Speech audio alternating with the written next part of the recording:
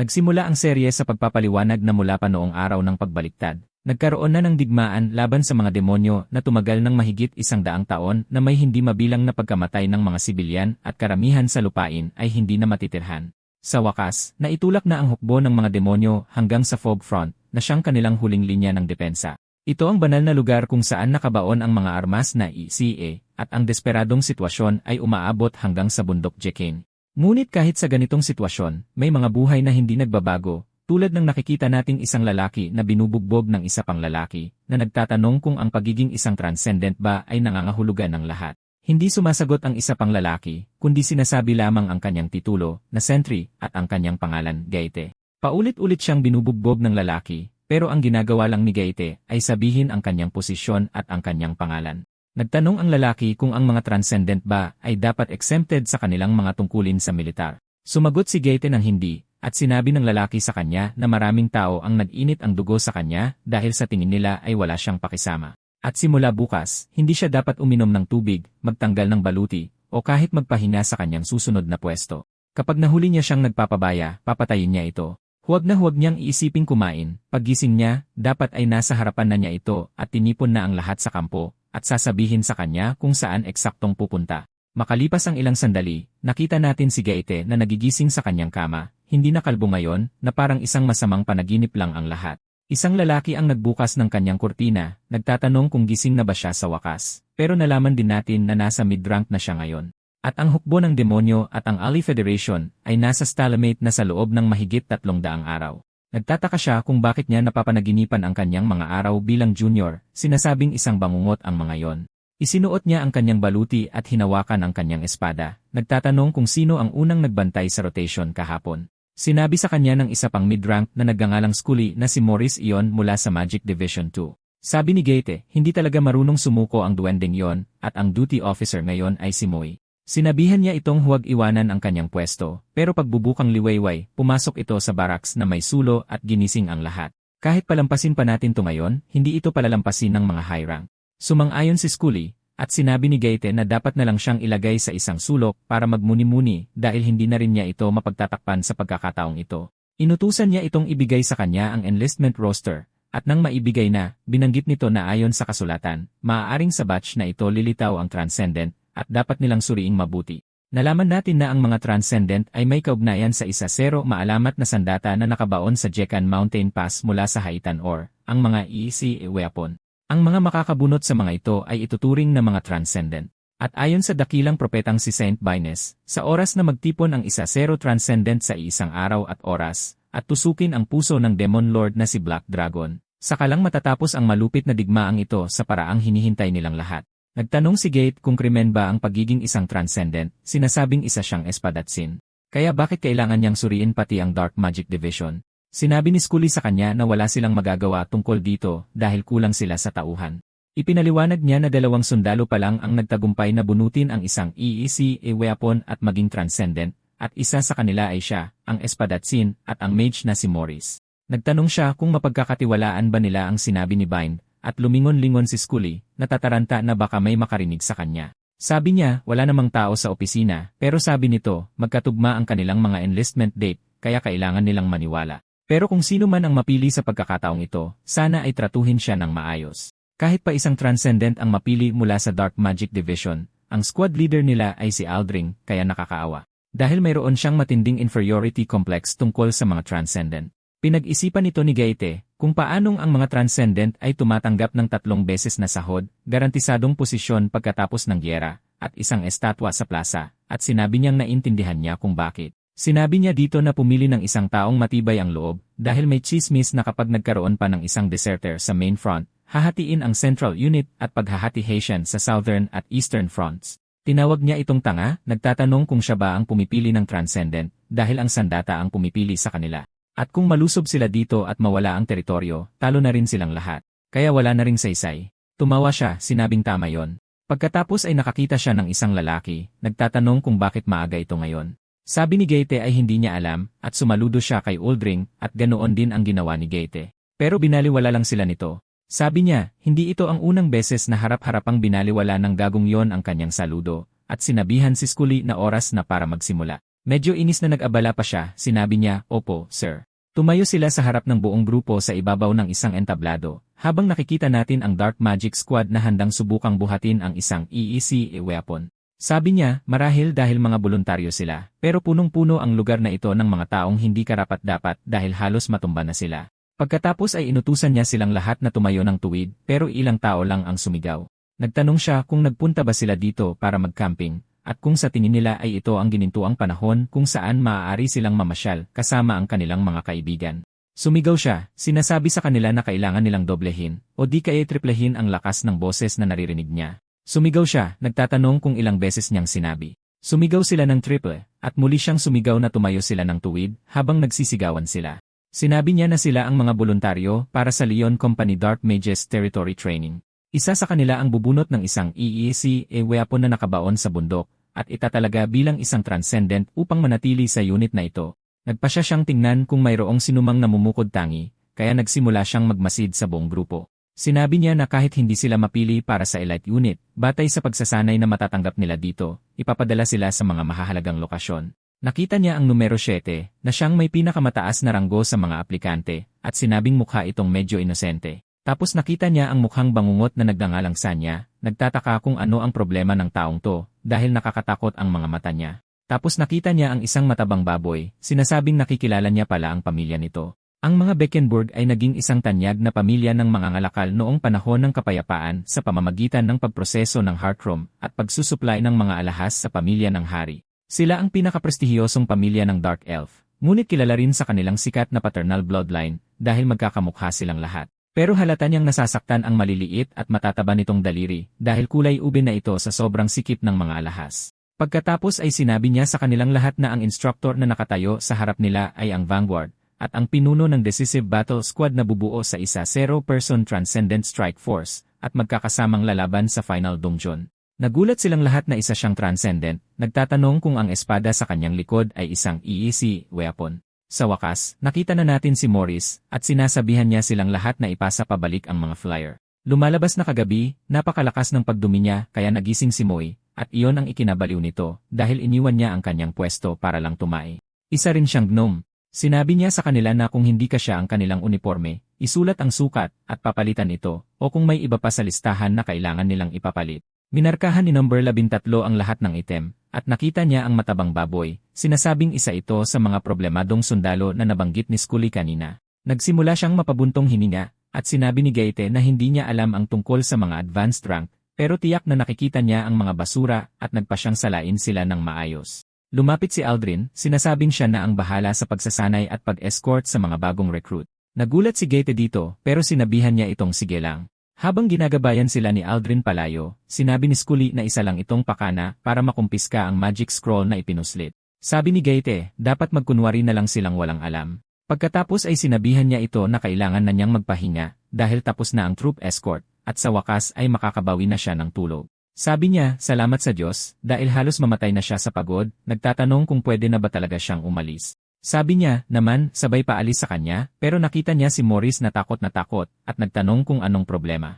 Nagsimulang lumuha si Morris at sinabihan niya itong umayos bago pa masipa si Morris sa mukha. Nakita natin ang isang lalaki na nagtatanong kung bakit hinaharangan ng pandak na ito ang kanyang dinaraanan at pagkatapos ay inapakan ito sa lupa. Sabi niya, napakapangit ng tulog niya dahil sa kanya kagabi. Isa siyang senior knight sa Leon Company na nagdangalang Jaga. Sabi ni Gaete, papatayin niya ito, pero sabi ni Jaga, hindi mamamatay ang isang gnome sa ganito lang. Inutusan niya si Morris na tumayo at ginawa naman ito. Pagkatapos ay tumawa siya, sinasabi kay Gaete na sinabi na niyang mas matibay ang batang ito kaysa sa itsura niya, at pagkatapos ay sinampal niya ito, sinasabing tingnan niya, dahil nakatayo na ang walang hiya. Inilagay ni Gaete ang kanyang kamay sa dibdib nito, sinasabing tumigil na. Sinabihan siya ni Jaga na bitawan siya, ipinapaalala na mas mataas ang ranggo nito dahil isa lang siyang mid-rank. Pero sinabi ni Gaete na tama na at pinatitigil na siya. Nagtanong si Jaga kung sinusubukan ba talaga siyang hamunin ng gagong to, muling ipinaalala na mas nakatataas siya, at nagtanong kung gusto pa ba nito ng isa pang peklat sa mukha. Nakita natin si Gaete na medyo natatakot. Nakakuha tayo ng paliwanag tungkol sa buong propesya na nabanggit kanina. At ngayon, habang nagsisimula ng mawala ang mahabang panahon ng paghihintay, nagawa nilang dalawa ni Morris na bunutin ang mga Deca weapon na ginawa silang mga transcendent. Nagulat ang lahat dahil akala nila ay isa lamang itong kwentong bayan, at nalaman natin na ang herarkiya sa pagitan ng Federation Force sa buong digmaang ito ay halos hindi na mapanatili sa pamamagitan ng kanilang mga ranggo, kung saan advanced ang pinakamataas, sinusundan ng senior, intermediate, at pagkatapos ay junior. Dagdag pa, ang mga regulasyon sa buhok ay nag-iba rin sa bawat ranggo. Pero, dahil magkakaiba rin ang mga lahi, kailangang mas maging mahigpit ang itinatag na kaayusan, at ang ilusyon na kilala bilang transcendent ay pain lamang para mapanatili ang kontrol. Dahil hindi maaaring maging formal na ranggo ang isang kwentong bayan. Nagtanong si Jaga kung pinagtatakpan ba niya ito, dahil pareho silang transcendent, muling nagtanong kung gusto pa ba niya ng isa pang gasgas sa mukha. Tinitigan siya ni Gaete, at nagsimulang maging tensyonado ang sitwasyon hanggang sa sumigaw si Scully kay Jagger. Lumingon siya, nagtataka kung ano ang gusto nito. Sinabi niya na inutusan ng opisyal ang lahat ng night charge clerk hanggang sa senior rank na mag-report agad sa admin office dahil mali ang bilang ng mga sibat. Napagtanto ni Jagger na ito ay dahil pinakialaman niya ito, at nainis, sinabing magkita na lang sila sa barracks. Binangga niya si Scully, sinasabihan itong tumabi sa kanyang daan. Tinanong niya kung may problema, at sinabi ni Gaete na gago talaga. Dati, ang dali-dali lang niyang pagbuhatan sila ng kamay noong wala pa siyang seniority. Pero kahit na nag-aalangan na siya ngayon, basura pa rin ang ugali niya. Tinanong niya si Morris kung ayos lang siya. Sinabi ni Morris na nag-cast siya ng defense buff kanina, kaya naman. Sabi ni Gaete, ang puntahan pa niya si Morris dito para lang sermonan, iba rin talaga. Sabi ni Scully, narinig daw niya na may third generation tycoon sa mga trainee, at mukhang nagmamanman siya para makakuha ng pabor. Nalaman niyang yung matabang baboy pala yon, at sinabing si Jagger ay laging wala sa katwiran kahit walang pagkakamali. Kaya bakit pa nagkamali si Morris? Kailangang mag-ingat lalo na ng mga transcendent dahil lahat dito ay may inferiority complex sa kanila. Humihingi ng tawad si Morris pero sabi ni Gaete ay hindi na kailangan. Kailangan lang niyang mag-focus pansamantala. Tapos tinanong ni Gaete kung bakit ang dalas niyang tumae. Sinabi niya na dahil sobrang ikli ng bituka nila bilang mga gnome, at dahil maliliit sila, napakabilis ng kanilang metabolism, at ang cycle nila ng pagkain at pagtae ay halos 2 beses na mas mabilis kaysa sa tao. Dagdag pa, manipis ang kanilang bituka, na nagreresulta sa mas mahinang panunaw, at sensitibo ang kanilang mga organo, at 75% sa kanila ay may lactose intolerance. Tinanong ni Gaete si Scully kung ginising siya ni Moe para lang papuntahin dito. Sinabi niyang, sabi ni Gaete, walang matinong tao sa unit nila. Pagkatapos ay sinabihan niya itong tapusin na ang ginagawa at bumalik sa loob dahil kailangan na niyang tingnan ang barracks ng mga trainee. Dumiretso siya doon habang siksa niya ay nakatitig ng diretsyo kay Swan. Nagtataka siya kung anong problema nito dahil panay ang tingin sa kanya at naiinis na siya, pati na rin si Aldring na nakangiti lang dahil nakuha niya ang gusto niya. Nakangiti siya dahil nakakumpiska siya ng ilang sigarilyo mula sa kanila. Sabi niya, kamukhang-kamukha nito yung lalaking lumandi sa kanya sa club na nagpapanggap na taga-headquarters. Tulad ng nakita natin kanina, noong nasa bar sila ng kaibigan niya, may lumapit na lalaki sa kanila, tinatanong kung gusto nilang sumama sa kanila. Humihingi siya ng paumanhin, sinasabing may gagawin pa sila. Sabi niya babalik sila sa loob ng 5 minuto kung sakaling magbago ang isip nila. Tinanong ng kaibigan niya kung bakit niya sila pinalayas, dahil gwapo naman daw. Sabi niya ayaw niya sa mga lalaking may ganoong mata, at ayaw niya rin sa amoy nito. Sabi ng kaibigan niya, kung ganoon ang hinahanap niya, wala siyang mahahanap sa mga dark elf, at dapat siyang maghanap sa ibang lahi. Sabi niya na malamang ay iyon nga ang mangyayari, pero sa kasalukuyan, nami-miss niya lang ang masasayang panahon. Sabi ni Aldring, bago magsimula ang training bukas, magkakaroon ng paliwanag tungkol sa bakuna sa tetano, kaya kailangan nilang maghintay. Mukhang takot si Swan, tinatanong kung talagang walang healer, dahil yun lang ang dahilan para gumamit sila ng bakuna sa tetano. Sinabihan sila ni Aldring na manatili dito hanggang dumating ang pamalit na instructor. Pagkaalis niya, nagtinginan silang lahat hanggang sa sinabi ni Swan na ang awkward. Sabi ng isa sa mga babae, hindi siya makapaniwalang tinitindigan lang sila nito dahil sa seniority at wala itong sasabihin kung sa labas sila nagkita. May nagsabi sa kanya na ayusin ang ugali niya at nagsimula silang magsigawan sa isa't isa. Sabi ni Swan na nanggugulo sila at hindi siya makapaniwalang kasama siya sa mga ito. Pumasok si Gaete at lahat sila ay nagsimulang tumitig ng diretsyo sa kanyang espada. Medyo kinakabahan si Swan at tulog naman ang matabang baboy. Mukhang inis si Swan na katabi niya ito, sinasabing ang lalaking ito ay mukhang walang kwenta. Nagtataka si Gaete kung bakit ang daming nagpapalit ng uniforme ngayon, tapos nalaman niyang isang tao lang pala at tinanong kung sino ito. Lumapit si Piggy, sinasabing ayon sa kanyang New Year's fortune, iwasan daw ang mga kulay lupa at manatili sa Celeb Blue. Nagpatuloy siya at sinabihan siya ni Gaete na tumigil sa kadadaldal at isuot na lang. Nagsimulang pagtawanan ng mga tao ang lalaki at nanginginig siya doon sa galit. Tinanong ni Gaete kung hindi pa ba siya upo ulit.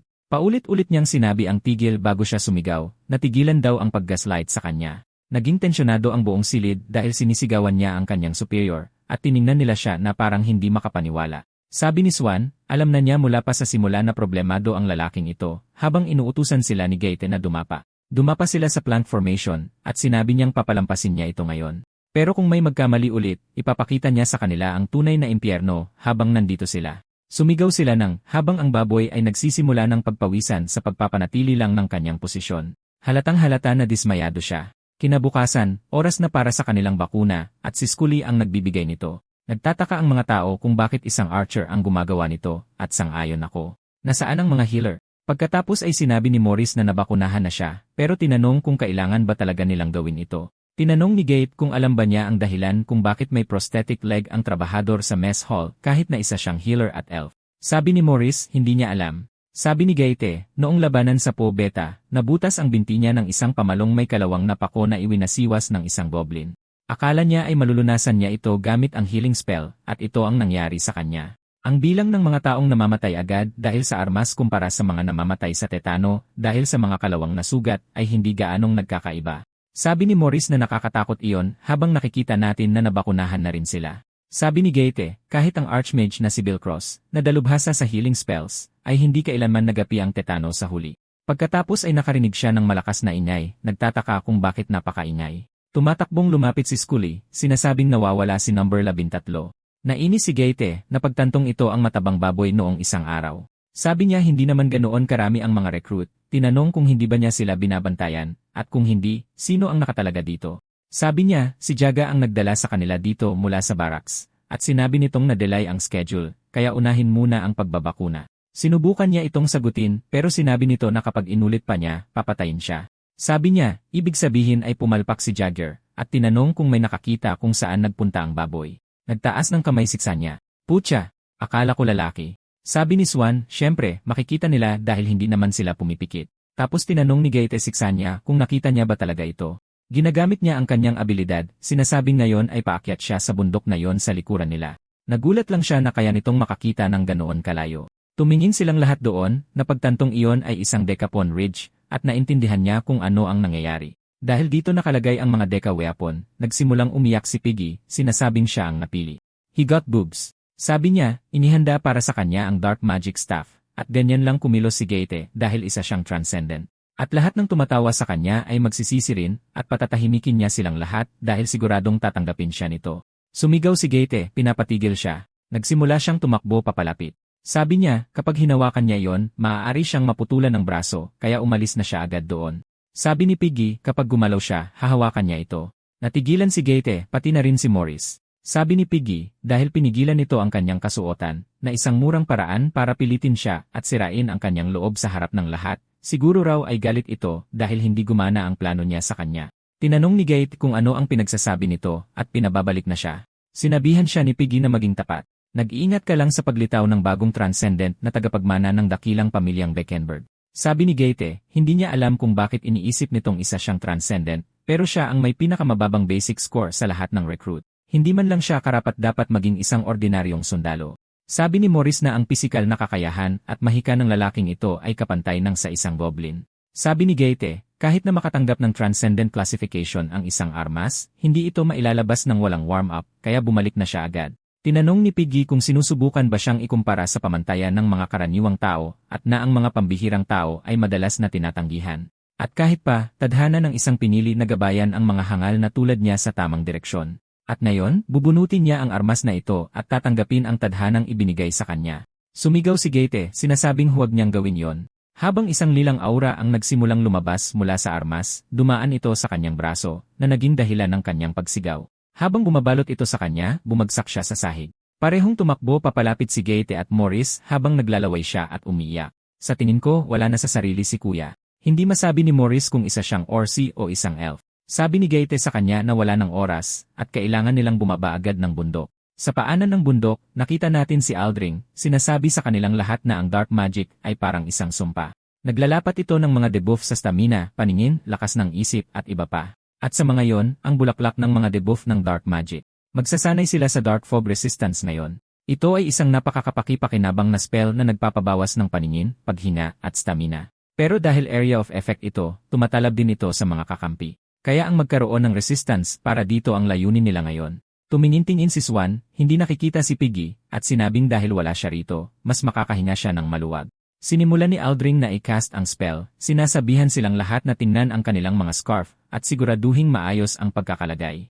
Nagsimula siyang sabihin ng may panunuyan na ito ay isang kakaibang ideya sa pagsasanay para sa mga Dark Elf na magtiis sa madilim na hamog at hindi naman sila tatamaan ng kanilang mga kakampi. Dahil isang hindi nakasulat na patakaran na huwag itutok ang inyong mga tungkod sa isa't isa. Pagkatapos ay sinabihan sila ni Aldring na tanggalin ang kanilang maskara, at nagulat siya, ngunit sumunod din. Sabi niya hindi pa nga ito ang panahon ng Allied Federation, pero ginagawa pa rin nila itong hangal na pagsasanay, at hindi man lang ito adaptation. Ipinipilit lang ito sa inyo, na karamihan naman ay hindi rin nagkakaroon ng resistance. Nagwalasiksa niya at tumakbo diretsyo kay Aldring hanggang sa inabot niya ang kanyang mga braso sa paligid niya at sinakal siya. Sinabihan sila ni Aldring na kumanta ng isang kanta, para mapanatili nila ang kanilang mga pandama. Nakaupo lang si Swan doon ginagawa ang kanyang makakaya, at sinabi niyang mukhang walang binatbat si Aldring, pero siya yung tipo na pinapatatag ang kanyang posisyon sa pamamagitan ng mga demonyong gawain tulad nito. At kung mapili siya para sa dominant weapon at manatili dito, magiging personal assistant niya siya, na isang bagay na ayaw niya. Pero hindi niya talaga alam kung makakatiis siyang magtrabaho sa ilalim ng isang lalaking tulad nito, dahil ito ang estilong pinakakasuklaman niya. Pero nagpasya siyang tiisin ito, dahil kung mapipili siya ng sandata, magiging maayos ang lahat. Dahil maaari siyang makakuha ng hiwalay na promosyon at makaalis sa unit na ito. At kahit maraming butas, dahil minadali ang paggawa ng sistema, baka magawa niyang samantalahin ito. Sinabi ni Aldring na sa wakas ay maaari na silang umalis sa kuweba, at pagkatapos nilang gawin yon, mukhang gumaan ang loob ng lahat. Sabi niya, hindi tulad ng iba na may maraming motibo, tulad ng paghihiganti at iba pa, wala siyang ganoon dahil ulila siya. Gusto niya lang pagtiisan ito, kumita ng pera, at pagkatapos ay ma-discharge, at mamuhay ng simple hanggang sa umabot siya sa edad na 500. Pagkatapos ay nakita nila si Gaete at Morris at nagtaka kung ano ang nangyayari, dahil nangangahulugan ito na sa wakas ay nahuli na ang matabang baboy na yon. Tinanong ni Aldring kung mamamatay na ba siya o ano. At bago pa niya ito maipaliwanag, sinabi ni Scully na walang mga healer sa infirmary, at nagtataka kung anong gagawin. Sabi niya hindi siya makapaniwala na laging wala ang mga healer kapag kailangan sila. Tinanong si Morris kung may magagawa siya gamit ang isang buff. Sinabi niya dito na magkaiba ang mga buff at healing spell. Tumingin siya kay Aldring, at sinabi ni Aldring na ang kanyang espesyalidad ay mga debuff, ngunit iminungkahi niyang pumunta sa Holy Water Springs para maghanap ng healer.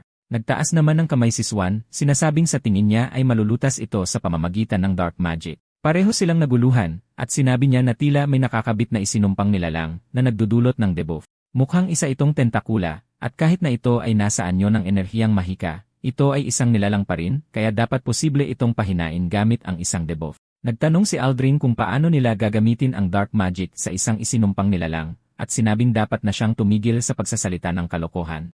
Ngunit sinabi ni Gaete na may punto siya, at na maaari nilang subukan muna ito para makita kung gagana, dahil emergency ito. Naguluhan si Aldrin, pero sinabi ni Gaete na kung hindi ito gumana, kailangan nilang maghintay para sa mga healer, at wala namang mawawala sa kanila kung susubukan. Hiningi ni Swan ang tungkod ni Aldring, at sinabi niyang sige. Naglakad siya papalapit sa baboy, at nagsimulang bumigkas ng enkantasyon sa kanya. Habang nabubuo ang isang lilang magic circle sa harap niya, nagsimula siyang lumutang sa hangin, at umalis ang maliit at malabong aura sa paligid ng kanyang braso. Sabi niya sa pamamagitan nito, tapos na habang naglalaho ito sa hangin. Nagsimulang umiti at mamula ang baboy dahil sa kanyang panaginip, at lahat sila ay napangiwilang sa kanya.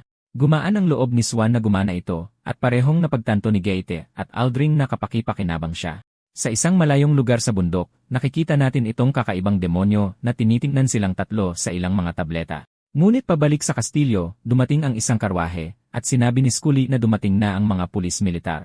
Nagtataka siya kung ano ang mangyayari sa baboy. Sabi niya malalaman din nila kung i-discharge ba siya o ipapadala sa bilangguan.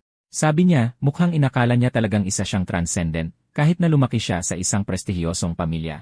Hindi siya makapaniwala na ganoon kasama ang kanyang pag-isip. Pagkatapos ay tumakbo papasok si Morris, sinasabing tinatawag siya sa silid ng mga opisyal, at pati na rin siya. Nagtataka si Gaete kung bakit sila parehong tinatawag ng sabay, kaya pumunta sila doon. At pagdating nila, napakatensyonado, at nagtataka sila kung anong problema sa paligid. Ipinapaliwanag ni Jaga ang sitwasyon, sinasabing ang dalawang transcendent na kararating lang ay napili dahil nakuha nila ang kanilang mga sandata, at hindi pa ganap na nabuo ang kanilang mga personalidad noong nakuha nila ang kanilang mga posisyon. At ang maliit na baboy ay isang pambihirang trainee, at ang dalawang transcendent ay nakaramdam ng pagiging mas mababa sa kanya. Kaya binaliwala nila ang tamang proseso, inutusan siyang bunutin ang dominant weapon sa kabila ng pagkaalam sa panganib. Nagtatanong kung ano ang pinagsasabi nito. Nagpatuloy si Jaga, sinasabing nakakalungkot, ngunit kulang pa sila sa gulang, at bilang kanilang senior, nakakaramdam siya ng pagkadismaya. Kasalanan niya ito, at akuin niya ang kanyang responsibilidad, at didisiplinahin ang parehong sundalo. Napagtanto ni Gaite na sa lahat ng mga bagong aksesorya na suot niya, halos inilalaglag na lang sila nito. Sinabi ni Maurice na hindi nila yon gagawin, pero sinabihan siya ni Moe na tumahimik, sinasabing hindi siya binigyan ng utos na magsalita. Si Moe ay isang higante. Sabi ng isang babae na hindi siya makapaniwala. Karaniwan silang masisipag, at maganda ang tingin niya sa kanila, pero ngayon ay bigo na sa kanila ang company commander. Ang pangalan niya ay Rebecca, at ang kanyang species ay Harpion. Sabi ni Rebecca na kung may ginawa silang mali, dapat nilang aminin ang kanilang pagkakamali at magmakaawa, at tiyak na magagawa nila yon. Mas maayos ang turo niya sa kanila. Sasabihin sana ni Maurice na hindi yon totoo, pero sinabi ni Gaite na paumanhin. Nag-a-adjust pa lang si Maurice sa unit. Tama yon. Ako ang nagbigay ng utos at naging pabaya ako. Nagulat si Maurice na sumasang-ayon siya dito. Sabi ni Rebecca na dapat ay kalmado lang niyang aminin tulad ni Gaite, at hindi niya sila pinapagalitan dahil may ginawa silang mali. Pinapagalitan niya sila dahil ayaw nilang aminin ang kanilang pagkakamali. Sabi ng iba na kahit inamin na nila ang gawa sa kanilang panig, hindi nila basta-basta mapapalampas ito dahil ganoon na ang sitwasyon. Pagkatapos ay tinawag sila ni Rebecca. Lumapit si Rebecca sa kanila, sinasabing hindi niya ito basta palalampasin, at patatakbuhin niya sila ng mga lap na kumpleto ang gamit. Pero alam nila tulad niya na sila ay mga transcendent. Sabi ng lalaki na alam niya, at sinabi niya na kung masugatan ang isang transcendent, hindi sila mapapalitan ng mga pulis militar. Sabi niya akala niya mas alam nila, tinatanong kung siya ba ang Defense Security Command. Sinabi niyang hindi, at sinabi niya na hindi niya sana ito sasabihin. Pagkatapos ay tinanong kung anong klase siya mula sa akademya. Sinabi niya sa kanya, at tinanong niya kung gusto niyang mamatay. Sabi niya nagbibiro lang siya, at ayaw din ng mga nakatataas na maging maingay ang mga bagay-bagay. Pagkatapos ay sinabi niya sa kanya na nagsauna sila ng kanyang commander kahapon. Sabi niya alis na lang siya dahil siya na ang maglalapat ng parusa sa loob at ibibigay ang mga detalye sa sulat. Sabi niya, syempre. Pagkatapos ay sinabi ni Moe na natutuwa siyang naayos ito nang walang gaanong problema, at lahat ito ay dahil umaksyon ang company commander. Tinanong niya kung bakit siya tumatawa, sinabihan siyang magkita sila mamaya ng hiwalay. Sumagot ng si Moe, at dumaan si Jaga na nagsasabing sinuwerte sila. Habang nakikita natin ang kanilang parusa, isang linggo lang itong pagtakbo ng 1-0 lap sa paligid ng drill ground na kumpleto ang gamit. Sabi ni Maurice na walang kwenta ito, pero sinabi ni Gaite sa kanya na karaniwan itong nangyayari, kaya masanay na siya. Pabalik sa grupo ni Swan na nagsasanay, nakikita natin silang dumadaan sa lahat ng uri ng basic training.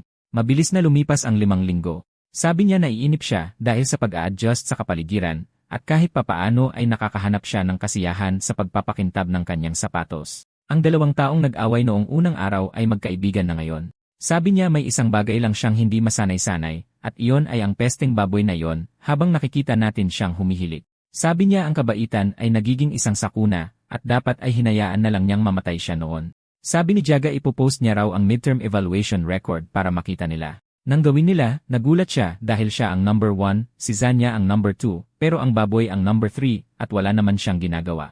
Lumapit si Jaga at tinanong siya kung hindi ba siya komportable o ano, at pinuri lang niya ang kanyang baluti. Agad niyang napagtanto na nabili na ni baboy si Jaga, at kung magpapatuloy ito, ipipilit niyang gawin itong transcendent, at hindi niya yon hahayaan. Pagbalik sa barracks ni Gaite, sinabi ni Maurice na magiging problema ito dahil sira-sira ang mga score sheet. Sabi ni Gaite, iyon ay dahil siniksik ni Jaga ng matataas na score ang bawat kategorya para sa kanya. Sabi ni Maurice, isa siyang taong nabigo ng bunutin ang EEC weapon. Kaya bakit mahalaga ang mga score? Sinabi sa kanya ni Gaite na mahalaga ang mga score para manatili sa Central Core. Dahil nabigo na siyang bunutin ang sandata, ibig sabihin ay maaari man lang siyang magtrabaho sa Central Core. Sabi ni Maurice ayaw niyang magkaroon ng ganoong tao sa kanilang unit, at kahit ipadala pa siya sa grupo ni Aldring, imposible na mananahimik lang si Aldring. Pero tinanong niya si Gaite kung hindi ba siya naiinis, at sabi ni Gaite na kung wala siyang inaasahan, walang dapat ikagalit. Sabi ni Maurice, kahanga-hanga siya, pero sobrang kasuklam-suklam ang ugali ni Jaga, halos hindi niya kayang panoorin. Sa barracks, nagtatanong ang baboy kung may tubig pa, at tinanong ni Jaga kung sino ang nakaduty sa tubig. Parehong nag-report si Zanya at Swan, at inutusan niya silang kumuha ng tubig. Habang bitbit nila ang banga, sinabi niyang masakit ang kanyang mga kamay, tinanong si Xanya kung pwede silang magpalit, pero nakakita siya ng mga portrait sa dingding. Sabi ni Xanya, galing daw ang mga yon sa mga bayani ng digmaan sa frontline. Nakita niya ang isa sa mga lalaki, sinabing nakakatakot ang mukha ng taong ito, at siya ang mukhang pinakagago sa lahat ng general, at malamang tumakbo palayo ang mga demonyo matapos siyang makita. Pagkatapos ay lumingon siya pabalik kay Xanya, at agad na napagtanto ang kanyang pagkakamali nang sabihin niyang iyon ang kanyang ama. Sinimulan niyang itama ito, sinasabing matalino ang kanyang tingin at sobrang gwapo niya. Hindi niya tinanong kung bakit siya narito kung 3-star general ang kanyang ama. Sabi niya, bilang anak ng isang sundalo, natural lang na ialay ang kanyang katawan para sa bayan. Umiyak si Swan, sinasabing hindi lang siya kasama ng anak ng isang conglomerate, kundi pati na rin ng isang taong literal na general ang ama. At hindi niya talaga masabi kung ano ang iniisip ni Xanya dahil mukhang walang laman ang kanyang mga mata. Pero si Xanya wala talagang iniisip. Nag-iisip lang siya ng kung ano-anong bagay. Sa huli ay nakarating sila sa balon, at sinabi ni Xanya na curious siya kung anong posisyon ang hiniling niya. Sabi ni Swan, natural na sinabi niyang susubukan niyang bunutin ang espada, at kung mabigo siya, mananatili siya sa Central Core at iyon ang hihilingin niya. Sabi ni Xanya, gagawin din niya ang pareho, at kung hindi gumana, magtatrabaho siya sa kanyang ama. Sabi ni Swan, pangalawa siya, kaya akala niya siya na ang susunod para sa konsultasyon. Sabi ni Xanya, tinawag muna nila ang baboy dahil siguro may issue. Nagtataka si Swan kung anong issue ang meron, habang nakikita natin siyang nakatayo sa harap ni Moe at ng iba pa. Sabi ni Scully, bagamat totoo na binigyan siya ng intermediate selection rights, hindi niya alam kung dapat ba niyang gawin ito dahil iba ito sa pagpapalit ng laki ng damit. Kapag natatakan na, hindi na niya ito mababago. At sa tingin niya, baka gusto lang niyang markahan ng tsek ang lahat ng kaya niya kapag inaabutan siya ng mga papel na ito. Sabi ng baboy, nagpasya siya matapos ang masusing pagsasaalang-alang. Sabi ni Jaga, halata namang susubukan niyang muling bunutin ang sandata o mag-a-apply para sa serbisyo sa Central Core na may specialty. At sa alinmang paraan, mapupunta siya sa ilalim ni Aldring, kaya pwede siyang magpetiks-petiks lang. Sabi ng baboy, mananatili siya rito sa Central Core at mag-a-apply para sa posisyon ng Knight. Imposibleng maipasok nila siya sa isang baluti. Hindi makapagsalita si Moe at ang iba pa, at kahit si Jaga, dahil isa siyang Knight, at nagsisimula na siyang mapagtanto na nagkamali siya. Sinabi sa kanya ni Moe na isa itong mahusay na pagpili habang sinusubukan siyang patigilin ni Jaga. Sabi ni Moe, madalas may mga kaso kung saan magkaiba ang lahi at kakayahan, at gumawa siya ng isang magandang desisyon. Tinanong ni Morris si Gate kung anong nangyayari dito, pero nagulat siyang nakangiti pala ito. Dati, noong tumatakbo sila ng kanilang mga lap, nag-usap sila, at tinanong ni Morris kung ano ang ibig sabihin ng pagpunta ng baboy sa ikatlong barracks. Sabi ni Gate, malalaman nila kung patuloy silang manonood at malamang tinawagan na ni Jaga ang mga magulang niya para tumanggap ng karagdagang suhol. At dahil ipinagsabi niya mismo sa mga opisyal na at least a grade siya, hinding-hindi na siya pwedeng umatras. At mayroon lang siyang isang pagpipilian kapag nawasak ang pangarap niyang maging transcendent at lalapitan niya ang kaisa-isang taong nagbigay sa kanya ng pansin. At kailangan lang niya itong bigyan ng tulak. At isang araw, habang may ginagawa si Piggy, sinabi ni Gate na may cool vibe sa kanya at babagay sa kanya ang uniforme ng Knight. Sabi ni Morris, hindi siya makapaniwalang gumana talaga yon. At ngayon, nasa alanganing sitwasyon si Jaga dahil nasisira ang buong plano niya, pero inaasahan na yon ni Gate. May flashback tayo ilang minuto ang nakalipas kung saan nagbabasa si Aldring ng papel, tinatanong kung paanong naging honor student ang taong ito. Matapos tingnan si Jaga, sinimulan niyang pagtagpi-tagpiin ang mga nangyari, at napagtanto niyang gagamitin din siya ni Jaga para gawin ang lahat ng trabaho nito, at yari na siya. Pinuntahan niya si Jaga para sabihin huwag itong gawin, pero sabi ni Jaga, dapat niyang tanggapin ang resulta ng hindi sumusuway sa utos, at nagtitiwala lang siyang sanayin ng maayos ang kanyang junior. Tinanong ni Aldring kung talagang mapupunta sa kanya ang taong ito, at doon na, pabalik sa kasalukuyan, nagsalita siya tungkol sa pagiging Knight. Agad siyang napuno ng kaligayahan. At nang sabihin ni Moe na magandang ideya iyon, itinulak ito ni Aldring, sinabing tinatrato siya ni Jaga ng walang diskriminasyon. At mariin niyang iginiit na dapat alisin ang mga hadlang sa pagitan ng mga lahi at posisyon, at baka pinahalagahan talaga ng mga nakatataas ang kanyang sinseridad. Sabi ni Moe, sa kabutihang palad, hindi binaliwala ng baboy ang pagsisikap na iyon at tinanggap niya. Kaya naging win-win result ito, at sa huli, nananaig ang sinseridad. Sabi ni Jaga, masyadong padalos-dalos ang paggawa ng ganitong desisyon.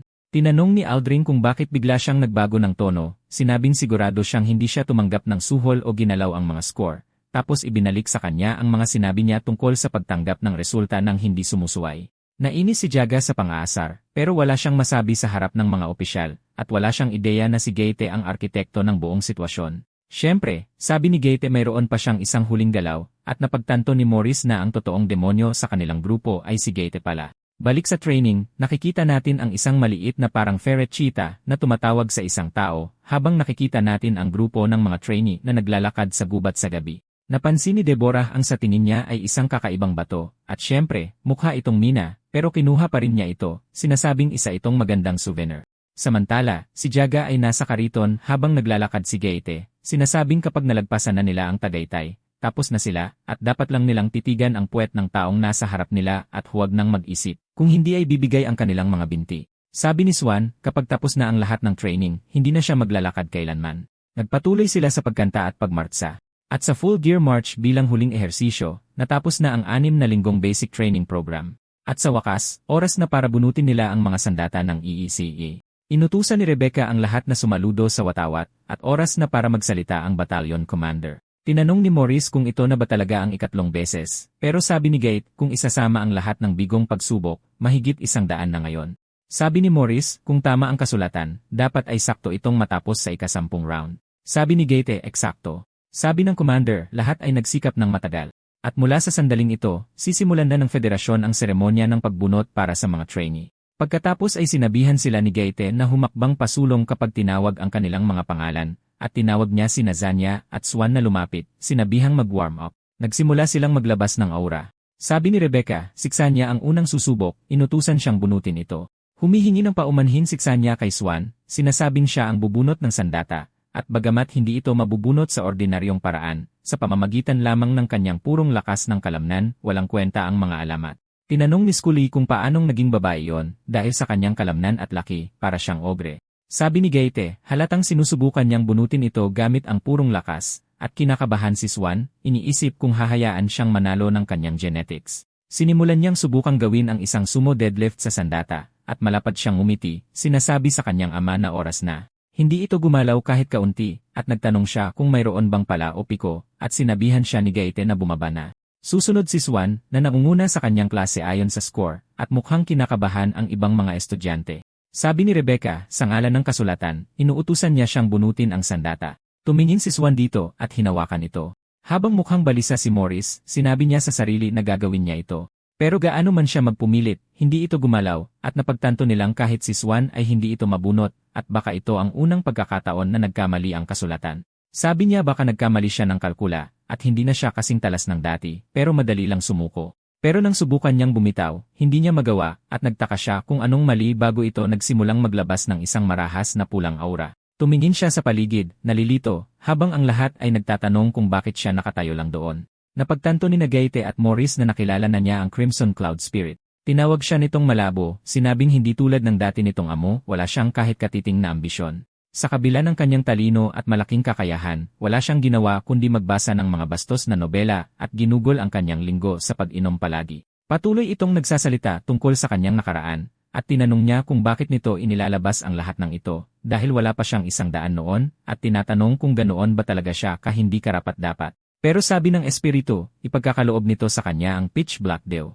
Mas gusto siya nito kaysa sa mabahong baboy na yon o sa baliw na babaeng maskulada, at ang sandata ay may katangiang sirain ang gumagamit nito. Pero sa isang tulad niya, na ang pinakamalaking kaligayahan ay humilata sa bahay at magbasa ng mga mass-produced na generic na malalaswang nobela, nangangahulugan itong maipagkakatiwala nito sa kanya ang sandata, at mula sa sandaling ito, sa kanya na ito. Sabi niya natutuwa siyang nagtitiwala sa kanya ang espiritu, pero hindi raw mass-produced na basura ang nobela, at ito'y purong sining para sa kanya habang binubunot niya ito. Lahat ay nanonood, nagtataka kung ano ang pinagsasasabi niya bago siya matauhan. Pagbalik sa realidad, nagsimulang pumalakpak ang lahat. Lumalabas na dahil maliit ang kanyang ambisyon kumpara sa kanyang kakayahan, nagawa niyang bunutin ang sandata, na ginagawa siyang isang transcendent ngayon.